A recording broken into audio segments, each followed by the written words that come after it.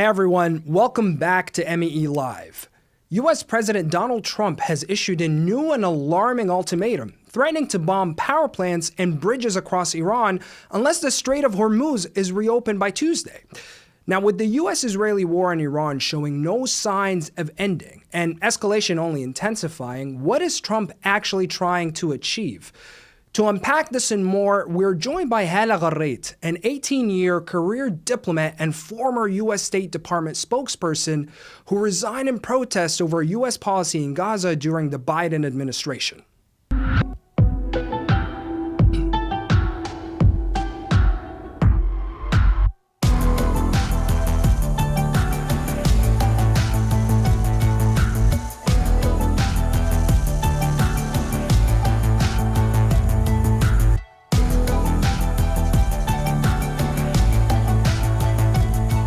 Hala Rharrit, thanks for coming on the show. Mohamed, it's such a pleasure to be back with you. Wish it was under better circumstances, but I'm very happy to see you again on your show. You as well. No, I really appreciate that, Hala. Hala, let me start off by reading you this recent post that Trump put out on Truth Social. So I'm quoting here. I'm about to swear, but I want to tell viewers that I'm quoting. So Tuesday will be Power Plant Day and Bridge Day, all wrapped up in one in Iran. There will be nothing like it. Open the fucking strait, you crazy bastards, or you'll be living in hell. Just watch. Praise be to Allah. President Donald J. Trump. Now, Hala, as a former diplomat, how do you react to what's being said by the President of the United States? It's an outrageous statement. I mean, how else can we react but just to have, as an American diplomat, just absolute embarrassment. But I'll say it's also absolutely pathetic. Because how many times has this schoolyard bully, and that's how Trump is acting. He's not acting as the head of state. He's acting as a schoolyard bully. How many times has he given these sorts of threats and ultimatums and then had to extend the deadline because he has failed? So just like the policy in Gaza was an absolute failure of US foreign policy, this policy is a failure, and he keeps having to up the ante on the way he's speaking and the way he's threatening, because on the ground, the United States is failing. But we have to think about what he's actually saying. He is threatening war crimes. And this war started with a war crime. It started with a bombing of a school where over 100 little girls were massacred. And the fact that the President of the United States is openly threatening war crimes. There's not even a facade anymore of legality. It's just out in the open. And I'll have to stress that Gaza normalized this. And unfortunately, we all allowed this to be normalized under Gaza. So now he has the ability to just say this out loud without even trying to hide it. And my point as an American diplomat, where is the outrage from within the United States government? Where are the resignations? Where are the resignations saying, I cannot be part to these war crimes that the United States is committing in Iran? We need to act now, all of us collectively, because this has the potential to get so bad to World War III standards at this point. And I'm deeply, deeply concerned about the region and the world as a whole, to be quite frank. And we have to take this threat very seriously, unfortunately, as insane as it is. So, Hala, when you say things like, where are the resignations? Can I ask you to unpack this a bit? Yeah, absolutely. I mean, as U.S. Foreign Service officers, I was a diplomat for 18 years, right? We swore an oath to the Constitution. We swore an oath to abide by law, and U.S. law in particular. And when the president is openly threatening war crimes, that has to be taken with absolute insanity. Like, we cannot be part of it. And if American diplomats and soldiers are the ones implementing these threats, they are as liable as the President of the United States. So as I said, war crimes have already commenced in Iran. US war crimes, the bombing of the US school, the bombing of a music school, the bombing of a bridge. This is civilian infrastructure. It's very clear cut. the U.S. administration can claim that, oh, potentially they were next to a military facility, or perhaps the bridge could be used by a military facility. Yeah, there was an article in the Wall Street Journal that was basically saying where you're talking about right now, about White House aides and Pentagon officials basically using this as evidence, bombing the bridges, bombing these power infrastructures as evidence that it would deter Iran's nuclear program. And how is bombing a school full of little girls deterring Iran's nuclear program? It's not meant to. It's meant to try to bring down a regime. It was a miscalculation on the part of the US government, and I'll add Israel, thinking that if they hit civilian infrastructure and if they kill enough civilians, then the Iranians themselves would rise up against the Islamic regime. It's had actually absolute counter effect, and that was obviously very known to anyone that's a regional expert. But the reality is, Mohamed, I'll just tell you, as a diplomat, I served in the US Embassy in Doha, Qatar. I've been to Al Udeid Airbus many, many times. Without getting into any details, I'll just say I know enough about targeting to know that there is no way the US government did not know that that school was there. There is no way. And for me, that still brings, I get chills saying that, because it's horrific to know that my government is willing to drop a bomb knowing that schoolgirls are going to be killed. That is intentional. It is a war crime. And the reality is that it's going to come back to the United States. It's going to come back to the entire region. Even within war, there are rules of war. And the fact that the United States is refusing to abide by rules of war, the ramifications are much greater than just Iran. They're on the whole region. They're on the whole world, because this really brings us into a new world order. This is definitely not the first time international law has been violated, but the way that it's been violated so blatantly without even trying to hide it, for me, it's really bringing us into a new world order. The era of the Nuremberg trials, the era of trying to have a type of system where there are rules in place to protect civilians is no longer. And that goes, again, much beyond just this conflict, but it's a threat to all of us. Well, okay, Hala, let me ask you about this. If Trump does go through with this ultimatum, this threat, threatening to target and bomb power plants and infrastructure that is critical to a population of over 90 million people, and also keeping in mind Iran's retaliation as well, what does this mean for the region? It's absolutely catastrophic for the region. I mean, I think your viewers should already know, but in case they don't, the Gulf states all rely on things like desalination plants.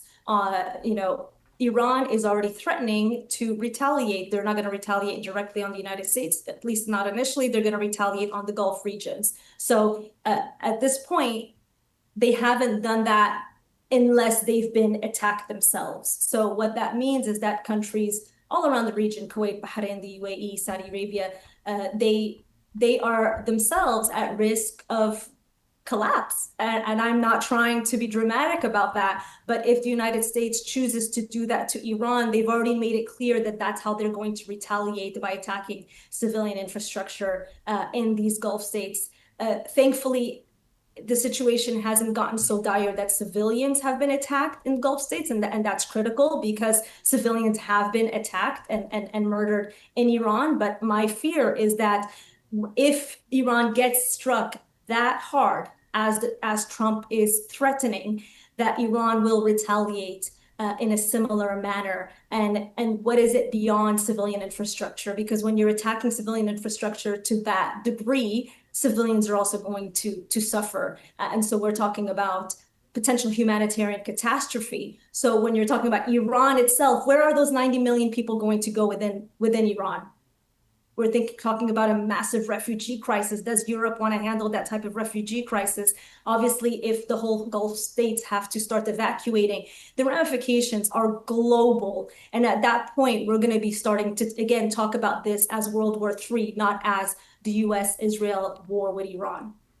Okay, well, let me ask you about this as well, because there are, as you know, I'm sure, there are several theories about what Trump is actually doing here. Is that he keeps shifting his deadlines, hoping that Iran will back down and maybe open the strait, or that he's actually buying time to prepare for a ground operation. How would you see it? I mean, you can hear any American military expert that is allowed to speak out right now, and they're saying that it's suicide. Have we not learned our lessons as the United States? Have we not learned from Iraq, the debacle of Iraq, even the debacle of Vietnam, the debacle of Afghanistan? And now you're dealing with a much more sophisticated military than any of those countries. It's suicidal, really, for U.S. armed forces. It is going to be an abject failure. But I'll just say this, and this is veering a little bit away, but this is a critical point. This is not America's war. This is America being used by the state of Israel to try to bring down the Iranian regime, right? We're talking about a potential American ground invasion. We're not talking about potential Israeli ground invasion. Their ability is minuscule compared to our ability. So I think for Netanyahu, everything is a win-win, right? He doesn't care if American service members are killed. He doesn't care if it's a suicide mission. He cares as long as it's a destabilized Middle East. As long as the Middle East is destabilized, as long as Iran is weakened, he's winning.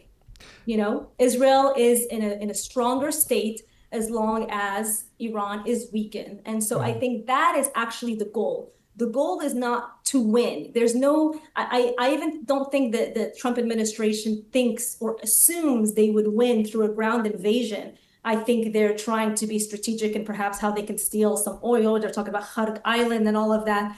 But I think any military expert, even within the Pentagon, is telling them that this is a suicide mission. But if the goal is not to win, if the goal is just perpetual destabilization and the weakening of the Iranian regime, then it's just a strategic advantage. But as Americans, we need to stand up and say, not on our watch, not with our taxpayers, not with our service members.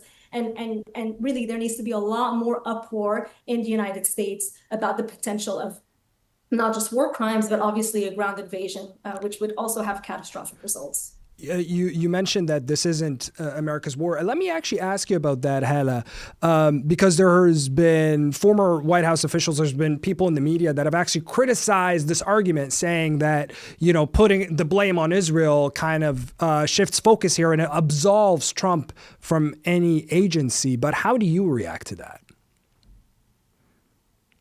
I mean, your viewers can literally YouTube Netanyahu over the course of decades, having the exact same talking points. And as a former spokesperson, I'm very familiar with talking points and how they're formulated as the same talking point that he's been using for decades and decades about the threat of Iran's nuclear weapons, the fact that Iran poses an existential threat to the United States. All of this garbage that has been debunked time and time and years and decades again.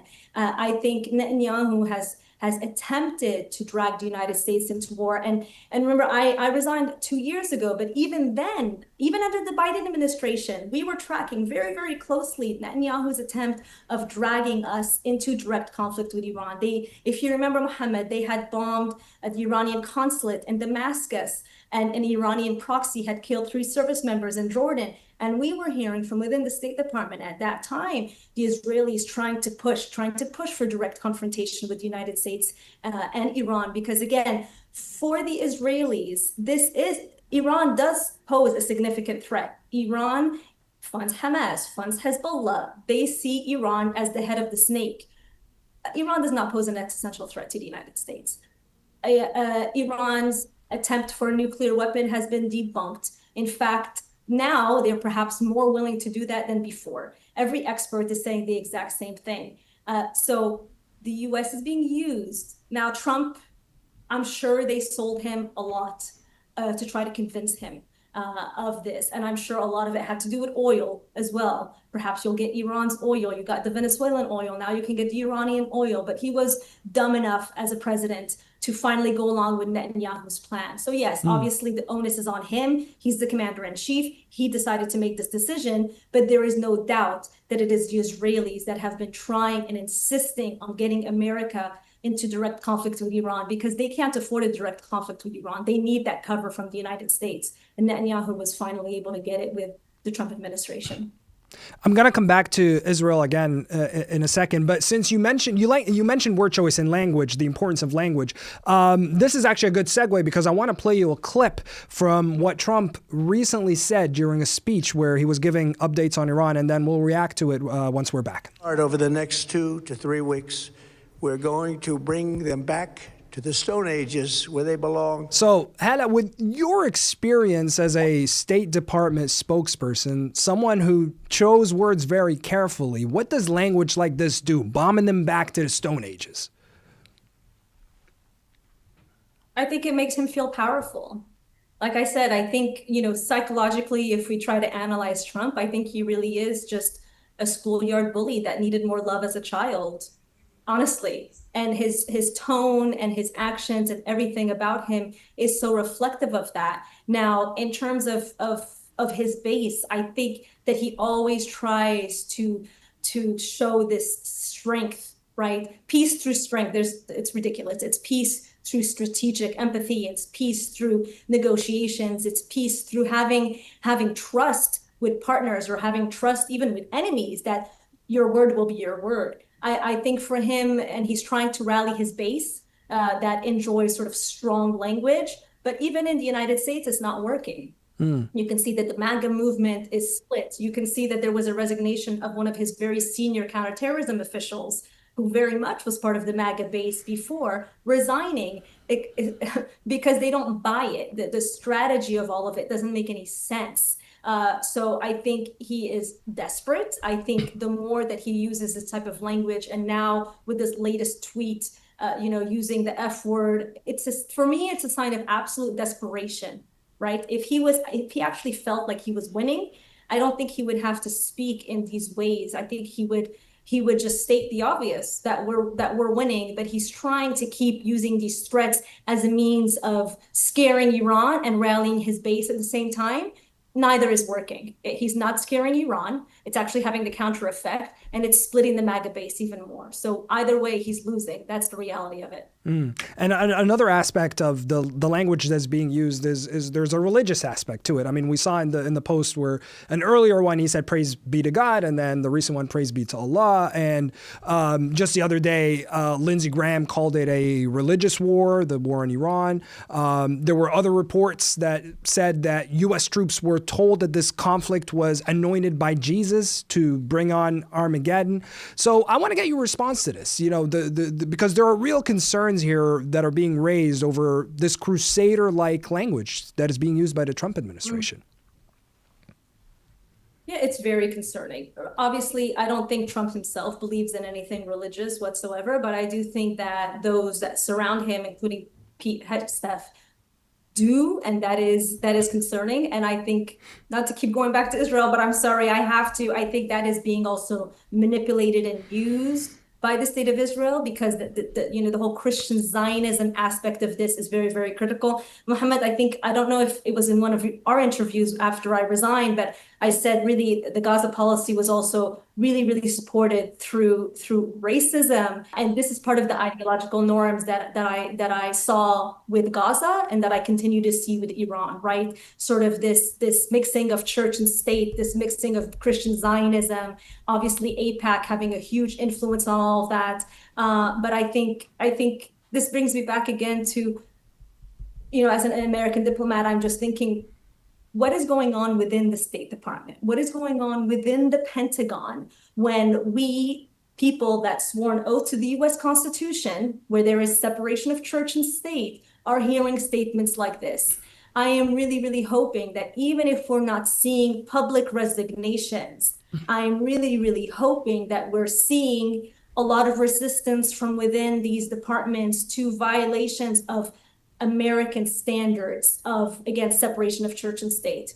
Because if this continues and they're really thinking in terms of Armageddon states, there's no winner. There is no winner. So now you're not just talking about a violation of international law. You're talking about absolute chaos and mayhem. And again, going back to this, but I keep repeating it because I'm really, really, really concerned that this has World War III potential. Because if it continues down that way, this will also bring China and Russia into the conflict. And we all need to act, and we can't wait, right? We cannot wait. So I will use this to speak to my former colleagues of speak out. If you feel like you can't speak out from within, get out. Get out and speak out. Is your paycheck more important than the bombing of a girls' school? Is your paycheck more important than war crimes, right? So we all joined, well, not all, I would say, but a lot of us joined the government to try to do good in the world. Now is that time to step up, right? If you didn't step up under Gaza, step up now. Step up and speak out against this insanity that we're seeing from the administration. And like I said earlier, I'm coming back to Israel now because I do want to ask you about Israel's actions in the region, Hala. They're, keeping up their attacks on Gaza while striking Iran and also Lebanon. Your thoughts on what Israel is currently doing? So for me, this is all really one policy for Israel. This has really been all emanating from trying to ethnically cleanse and destroy any attempts at Palestinian statehood, right? So it's been simultaneous. The Gaza genocide has been ongoing. Then the West Bank, ethnic cleansing in the West Bank. Now we have this new law that they passed, which basically allows Israelis to just execute and hang Palestinian prisoners, not Israelis, for committing the same crime. Again, apartheid system of just Palestinians. And we have obviously them trying to take land in Lebanon, and at the same time, Iran. So this is all connected. Like I said at the beginning, for Netanyahu, it's always been about, if you're going to get rid of any type of armed resistance, any type of Palestinian armed resistance, you have to get rid of Iran. So it's not a coincidence that all of this is happening at the same time. And I'll stress that Netanyahu is very, very much aware that this is his last shot at an American president willing to back him in this way. U.S. popularity or U.S. favor of Israel has shifted. It's been a generational shift. It's already done. Americans have opened up their eyes to what Israel did in Gaza, and this is across the board. This is American Jews, people of all denominations. No, despite all of the horrors in the world, I would like to think there are still so many good people in the world, and people are horrified by the genocide in Gaza. So the favorability of Israel in the United States has plummeted. This is Netanyahu's last chance. That's why he's all in. He is all in trying to make sure to destabilize the Middle East as much as possible, to get rid of Iran, to try to take back as much of Lebanon as possible, to basically try to ethnically cleanse the West Bank as much as they can. And now with this execution law, it's very, very concerning. And while nobody is watching, continue the genocide in Gaza, restrict the flow of food, the flow of medicine, continue bombing it, even though it's a ceasefire. It's all, for me, a grand master plan. And you even heard Kushner and Witkoff using these words, a grand master plan to basically try to destroy any prospects of a Palestinian state. And so I'll go back to my point of sort of this is the time to act, because injustice always spreads. And this is something that I said when I resigned.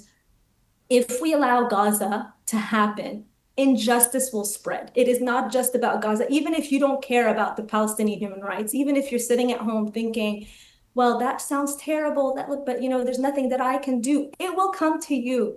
It will come to you. It will come to your children. I was sitting in Dubai, living a peaceful life, advocating, obviously, until I myself heard bombs in Dubai. None of us are safe if we allow these injustices to continue to spread and spread and spread and spread. And like I said, I think this is end all or be all for Netanyahu and his right extremist regime in Israel. So we should all be extremely concerned. This has the ability to break down an entire region and in turn cause global chaos. So it's horrible. I feel like I'm ending on such scary terms, but the light at the end of the tunnel is that I believe that the curve of history bends towards justice, right? And we have to make sure that it bends towards justice, but sooner rather than later. And we're going to leave it here. Hala Rharrit, I want to thank you for joining us. And to our viewers, thank you for tuning in, and see you next time. Thank you, Mohamed.